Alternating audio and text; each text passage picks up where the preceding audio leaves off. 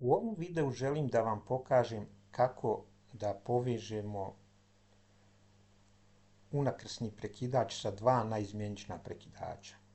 U jednom od prethodnih videa sam vam pokazao kako se povezuju dva naizmjenična prekidača, odnosno dva dvopolna prekidača. I zašto oni služe? Oni služe da možemo da palimo i gasimo sjelcu sa dvije različite tačke. Ali ukoliko je nama potrebno da možemo da gasimo i palimo rasvjetu sa tri ili više različitih tačaka, onda je neophodno da ugradimo između ta dva naizmjenična prekidača unakrsni prekidač. Kao što vidimo ovdje na šemi, znači imamo tri razvodne kutije, jer obično ako idu dva naizmjenična prekidača i unakrsni prekidač, obično bi trebali postaviti tri razvodne kutije, odnosno jedna kutija za jedan prekidač. I u prvu razvodnu kutiju vodimo izvor struje i sa nje vodimo ovaj kabel 3 puta 1,5. Dok do druge kutije isto vodimo kabel 3 puta 1,5 i svodimo sa nje do unakrsnog prekidača kabel 4 puta 1,5.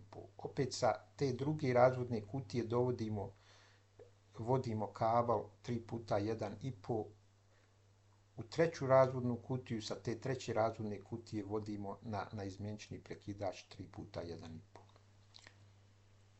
Kao što vidite, nulti prekidač vodimo direktno na potrošač, kao i u svim primjerima, kao što sam pokazao, da se radi i na najobičnijem kolu struje, mi vodimo nulti provodnik direktno na potrošač. Dok fazni provodnik mi vodimo preko prekidača, da li bio 1 ili 100, mi vodimo preko prekidača.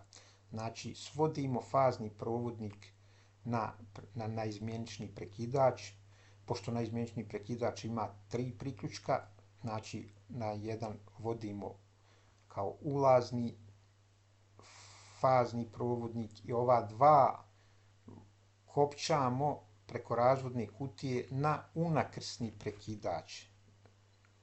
Ova dva provodnika što idu sa naizmjeničnog prekidača, oni moraju doći u unakrsni prekidač. A druga dva provodnika se kopčaju na drugi naizmjenični prekidač. I tako da imamo uspostavljenu vezu između sva tri prekidača. I kako to radi?